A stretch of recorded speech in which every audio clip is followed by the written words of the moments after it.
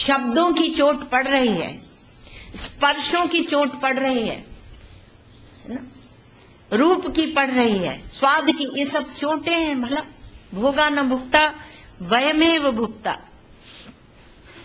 रोटी को आप नहीं खाते, रोटी आपको खा जाती है। आप सोचते हैं हम रोटी खाते हैं, रोटी उपलक्षण है। संपूर्ण भोजन जो आप करते हैं उसका उत्तर भारत में रोटी कह देते हैं, रोटी खाई। और इधर दक्षिण में क्या कहेंगे? सापड़म।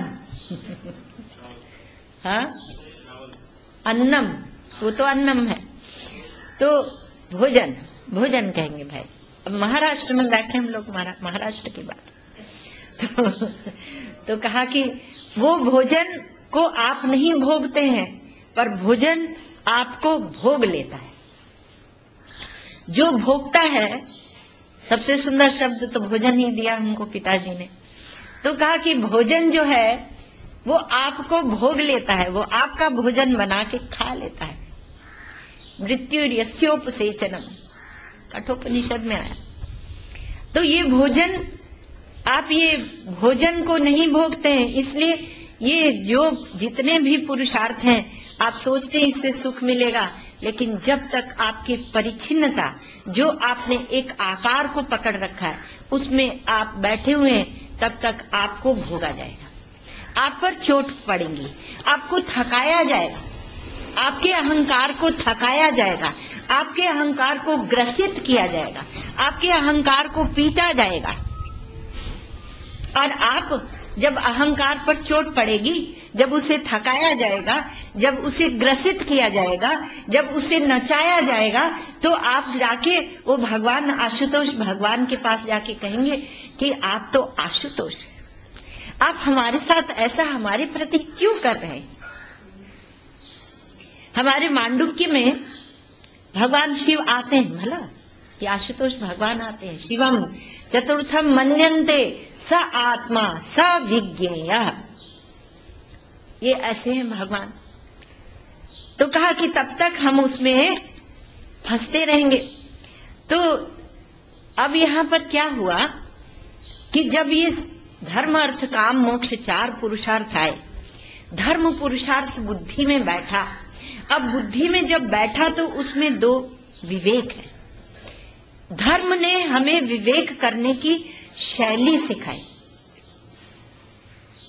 मोक्ष पुरुषार्थ ही ब्रह्म विद्या में आत्मा अनात्मा विवेक है। और कल आपको सुनाया था, थोड़ा 5-10 मिनट सुनाया था, पर वहां एक सुनाया था कि हम लोग परमात्मा को सच्चित आनंद कहते हैं। तो आनंद का जब विवेक होता है तो दुख रूप संसार से हमें वैराग्य हो जाता है। और चित अर्थात ज्ञान है, ज्ञान का जब विवेक होता है तो हमें दूसरा जितना जड़ात्मक है, जो जड़ हमें पकड़ रहा है और हमें भी जड़ बना रहा है, उसका विवेक जब हम करते हैं तो हमें संपूर्ण जड़ अनात्मा से विवेक हो जाता है और हम असंगता में बैठ जाते हैं, धीरे धीरे असंगता में बैठ जाते हैं। और सत का जब विवेक होता है तो जितना भी असत है, सच्चित आनंद का सुना रहे हैं। सत माने सत्य, असत्य कह लीजिए समझने को आप।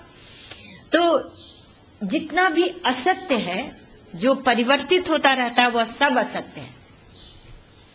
आपका मन भी परिवर्तित होता है भला, इसलिए वो सत्य नहीं है। आप दुखी रहते हैं बहुत बार, जब आप थोड़ा सत्संग कर लेते हैं ना, तो आप इस मन से ही दुखी रहते हैं। थोड़ा विवेक समझ आ जाते तो मन से ही दुखी रहते, चुप बैठते, शांत बैठते, वहां जाता है, वहां जाता है, वहां जाता है। पढ़ रहे हैं मांडुक्य और सुन रहे हैं कि स्कूल में, विद्यालय में कौन सी प्रार्थना हो रही है। अब जनगण मन हुआ है, अब क्यों एक और प्रार्थना बोले थे, वो तो सुन नहीं पाए, तो वहां चला जाता है।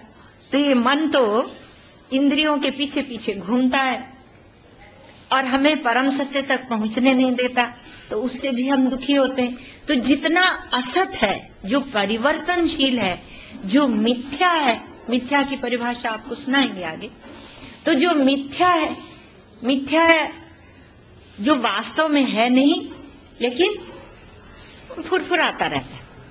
तो जो मिथ्या है उसको छोड़ने की सामर्थ्य आ जाती है। केवल एक सत्य को हम पकड़ते हैं, असत्य को हम छोड़ देते हैं। ये विवेक की सामर्थ्य है भला। क्योंकि आपको ऐसे जाके ये नहीं कि सब लोग कहें कि नहीं अब हम भी गेरुआ कपड़े पहन लेंगे, कुछ नहीं होगा उससे। वैसा का वैसे ही मन रहता है, चाहे आप गेरुआ पहनो, चाहे सफेद पहनो, चाहे लाल पहनो, चाहे काला पहनो। हम लोग तो जानते हैं कि वास्तव में विवेक के द्वारा जो त्याग होता है वही मुख्य है। भगवान श्री कृष्ण तो 18वें अध्याय में कहेंगे भी कि त्याग, ये यज्ञ दान और तप, इसका त्याग ही नहीं करना चाहिए, वो कहेंगे। तो कहा कि जब हम ये विवेक करते हैं कि असत्य जितना है परिवर्तनशील है, उसको छोड़ दो, तो सत्य केवल एक ही रहता है, जो दृष्टा है, जो साक्षी है, जो आपकी आत्मा है, जो आपका वस्तु स्वरूप है, जो परमात्मा है, वह एक ही सत्य रहता है। और वह सत्य जब रहता है तो अब आप कौन सी भूमिका में पहुंचे? पहले आई वैराग्य की भूमिका, फिर आई असंगता की भूमिका, और अब आ गई अद्वितीयता की भूमिका। ये भूमिका आई, अर्थात एक अद्वय सत्य, एक अद्वितीय परमात्मा। इस भूमिका पर, इस समझ पर आप पहुंच गए। अब ये समझ कि जो परमात्मा है वो एक अद्वितीय है, एकम सत विप्रा बहुधा वदंती।